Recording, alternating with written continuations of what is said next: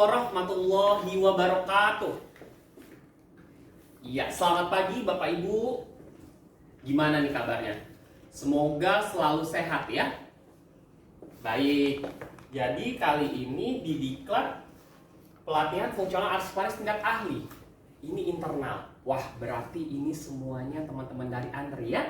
Pengangkatan pertama, berarti berjumlah 35 orang. Iya, berarti bersyukur ya Bapak Ibu sudah diangkat menjadi jabatan fungsional arsiparis. Nah, kali ini diklatnya nih, ini sudah masuk ke sesi minggu ketiga di materi terkait pengolahan arsip statis. Nah, kali ini Bapak Ibu, kita akan belajar terkait layanan informasi arsip statis. Pepatah mengatakan, tak kenal maka tak sayang. Oke. Jadi izinkan saya memperkenalkan diri. Nama saya Muhammad Arbi Ramadan. Saya adalah Widya Iswara di Pusdiklat Kearsipan Andri. Nah, saya memiliki latar belakang S1-nya itu kesehatan masyarakat, S2-nya adalah Magister Ilmu Komunikasi, spesifikasinya Public Relation.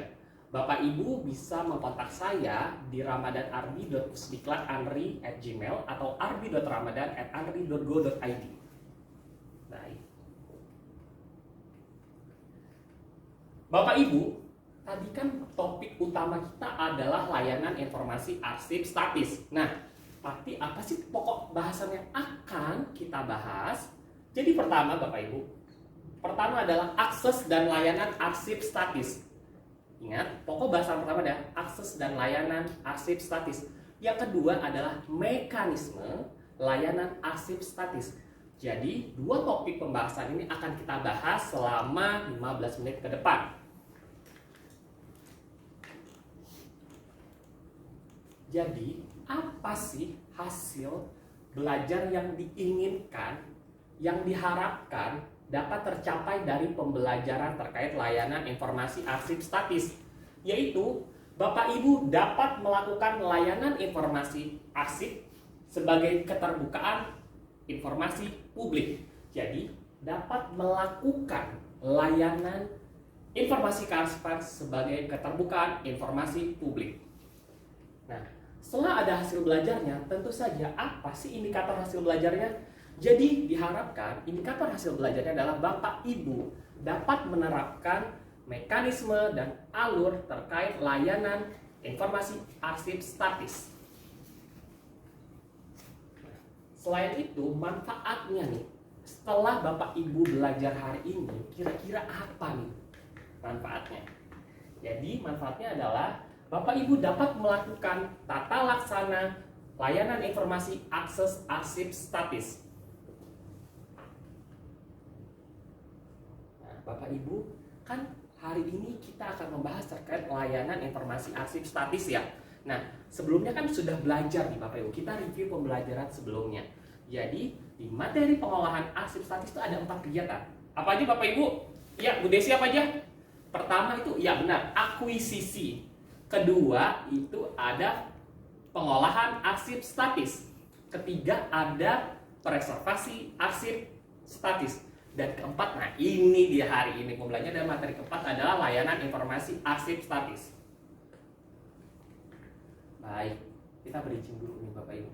Kira-kira nih Bapak Ibu, di mana sih kalau Bapak Ibu ingin mendapatkan layanan informasi akses arsip statis terkait nih, misalkan pertama Biro Perjalanan Haji di masa kolonial Belanda. Kemudian ada yang gimana sih kita mendapatkan terkait inventaris arsip pidato Presiden Soeharto. Kemudian tentang arsip VOC, gimana nih? Kira-kira di mana nih Bapak Ibu dan teman-teman sekalian mendapatkan bisa mengakses ini di mana? Oke, Ibu Juwita di mana? Oke, benar. Jadi Ibu Juwita, terima kasih Bu Juwita. Jadi Ibu Juwita menyampaikan untuk mendapatkan akses arsip statis yang sudah diolah oleh arsiparis itu di unit layanan kearsipan. Benar. Boleh cerita nih Bapak Ibu, kira-kira ada nggak yang punya pengalaman pernah nih?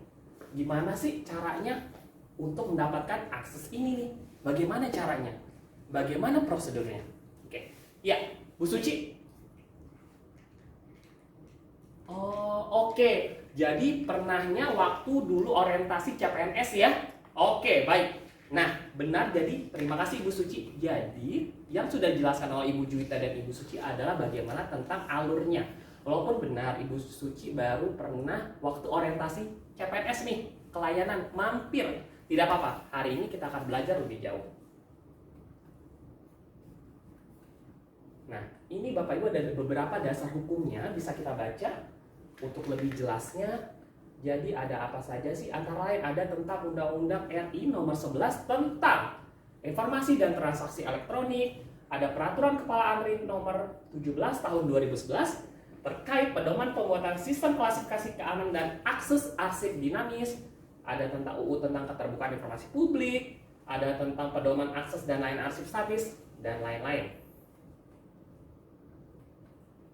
Nah, Bapak Ibu, seperti kita ketahui, sumber informasi itu bisa kita dapatkan dari arsip. Dari mana lagi?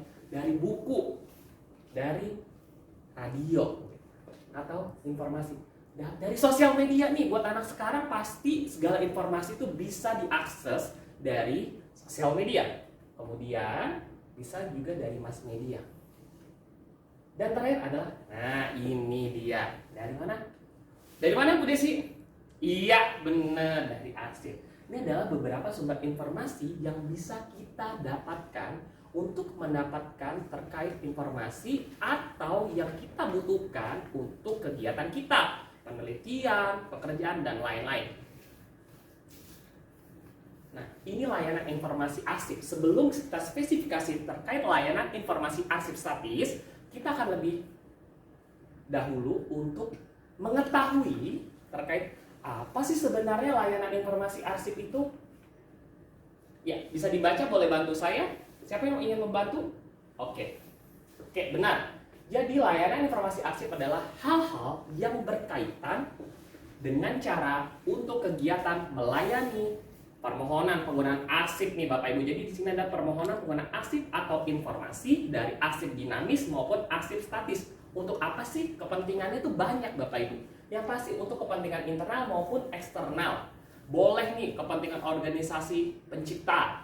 Kemudian juga sebagai untuk pemanfaatan teknologi komunikasi nih Bapak Ibu. Jadi informasi itu buat kegunaannya untuk pemanfaatan teknologi informasi. Kemudian dilaksanakan oleh pihak yang berwenang sesuai dengan peraturan dan perundang-undangan. Oke, tadi layanan informasi arsip ya. Kemudian, nah siapa sih sebenarnya unit yang berwenang atau pejabat yang berwenang? Ada yang mau bantu saya? Oke, Ibu Natalia, siapa? Arsiparis. Oke, Pranata. Oke, benar. Ada lagi Bapak Rasen? Arsiparis, Pranata Hukum, Biro Umum. Oh, iya benar. Jadi Bapak Ibu, siapa sih sebenarnya unit yang berwenang terkait layanan informasi kearsipan? Itu adalah PPID Bapak Ibu. Pejabat Pengelola Informasi dan Dokumentasi. Jadi ada Arsiparis, ada Pranata Humas. Kalau di ANTRI, karena kita di ANTRI ya, skopnya adalah Kepala Biro dan Humas. Jadi jika nanti disesuaikan di LKD masing-masing ya, siapa sih yang berwenang di PPID-nya. Kemudian, nah tadi kan sudah nih kita belajar ya Bapak Ibu dan teman-teman sekalian terkait layanan informasi arsip secara umum, baik arsip dinamis maupun arsip statis. Kemudian, nah, spesifikasinya adalah, pembahasan kali ini adalah tentang layanan informasi arsip statis. Nah, jadi ada yang mau bantu baca? Oke, Bapak Dasa, iya.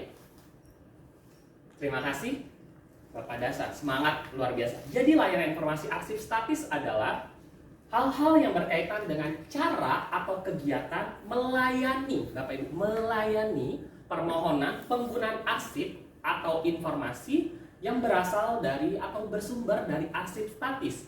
Tujuannya apa? Jadi tujuannya adalah untuk kepentingan internal dan eksternal untuk pemanfaatan teknologi informasi dan komunikasi yang tetap kita berpedoman kepada peraturan perundang-undangan. Jadi tetap harus ada kaidah-kaidah yang mengatur, Bapak Ibu. Jadi tidak sembarang kita memberikan akses arsip statis ke semua orang.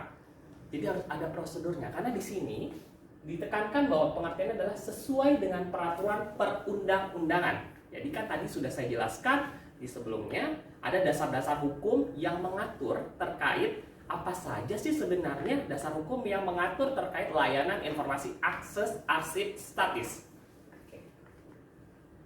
Kemudian, nah ini tadi topik bahasan yang pertama itu akses dan layanan informasi arsip statis.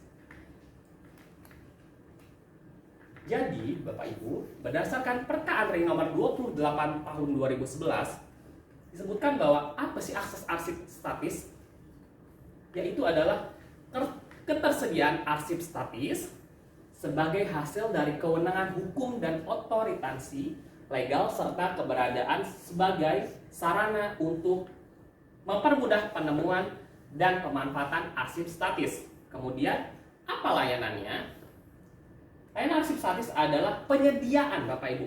Kata-kata kunci adalah layanan dan penyediaan arsip statis kepada pengguna arsip statis untuk sesuai untuk kepentingan penelitian, tetapi tetap disesuaikan dengan ketentuan peraturan perundang-undangannya untuk menggandakan akses arsip statis tersebut. Oke, jadi akses arsip statis itu kata kuncinya adalah ketersediaan, Bapak Ibu. Yang kedua, layanan arsip statis adalah penyediaan. Jadi harus dipahami, akses arsip statis itu adalah kata kuncinya ketersediaan. Kalau layanan penyediaan, oke. Jadi Bapak Ibu, nih akses arsip statis itu sebagai kita lembaga kearsipan nasional, lembaga kearsipan pusat itu wajib Bapak Ibu menjamin kemudahan akses arsip statis. Nah, dilakukan untuk apa? Kepentingan pemanfaatan pendayagunaan pelayanan publik dengan memperhatikan prinsip keutuhan, keamanan, dan keselamatan. Nah, ini mekanismenya Bapak Ibu. Jadi Bapak Ibu, mekanisme layanan arsip statis itu bisa dilakukan secara langsung maupun secara tidak langsung. Jadi kalau secara langsung itu berkunjung langsung ke unit layanan. Kalau secara tidak langsung adalah mengisi di EPPID. Nah, ini jenis layanannya Bapak Ibu banyak. Pemberian jasa konsultasi, penggunaan peminjaman arsip statis, penyediaan jasa reproduksi, penggunaan pemanfaatan sarana bantu, dan penyediaan jasa translator. Oke. Nah, ini sarana bantunya Bapak Ibu. Contohnya ini ada daftar arsip Belanda ya, daftar arsip VOC. Kemudian ada juga ini contohnya tentang inventaris arsip periode Nahdlatul Ulama. Kemudian Khazanah arsip kartografi. Ini adalah contoh-contohnya. Nah, kita diskusi kelompok. Jadi, Bapak Ibu sesuai nomor presensi. Jadi untuk nomor presensi ganjil itu kelompok 1, 3, dan 5 itu terkait permohonan secara langsung. Jadi alur permohonan informasi publik secara langsung. Kalau misalkan kelompok genap, kelompok 2, 4, dan 6 permohonan secara tidak langsung. Jadi silakan dibuat. Ya, terima kasih. Nah, wah sudah benar nih. Jadi alur permohonan jadi secara langsung itu seperti dengan datangi ke unit layanan PPID Antri. Nah, oke. Nah, jadi boleh sharing nggak pengalamannya yang pernah tadi Ibu siapa ya tadi? Dia yang di ujung Ibu Oke. Sharing itu pengalamannya untuk yang pernah ke layanan kearsipan. Ya, sudah bagus ya. Oke. Selanjutnya nih Bapak Ibu. Jadi karena tadi saya sudah berdiskusi dengan pengajar sebelumnya karena sudah biasa Jamboard ya. Jadi saya ingin mengetahui kira-kira apa sih yang dipelajari hari ini terkait layanan informasi arsip statis. Oke? Silahkan, ini linknya. Oke. Waktu sudah habis Bapak Ibu. Nah, ini hasilnya tadi. Wah, banyak ya yang sudah dipelajari terutama tentang akses layanan informasi arsip statis. Terima kasih Bapak Ibu sudah berpartisipasi. Jadi konklusinya apa sih? Kesimpulannya adalah alur dan mekanisme layanan arsip statis ada dua, secara langsung maupun secara tidak langsung. Secara langsung datang ke PPID langsung, mengisi formulir dan mematuhi segala peraturan. Kemudian secara tidak langsung adalah mengisi form di EPPID. Nah, ini adalah beberapa referensi yang saya gunakan dalam pembelajaran hari ini. Kemudian Bapak Ibu, nah ini ada quotes. yang you don't have to be great to start, but you have to start to be great. Jadi Bapak Ibu harus memulai untuk menjadi great, menjadi lebih baik. Jadi, oke? Jadi saya yakin Bapak Ibu semuanya di sini harus menjadi hebat ya. Arsiparis bangga. Oke? Terima kasih Bapak Ibu atas pembelajarannya hari ini. Terima kasih atas attention-nya. Semoga ilmu yang saya berikan bermanfaat ya, dapat digunakan dalam pekerjaan sehari-hari. Semoga kita diberikan selalu kesehatan. Lebih dan kurang saya mohon maaf. Bila taufik wal hidayah. Wassalamualaikum warahmatullahi wabarakatuh.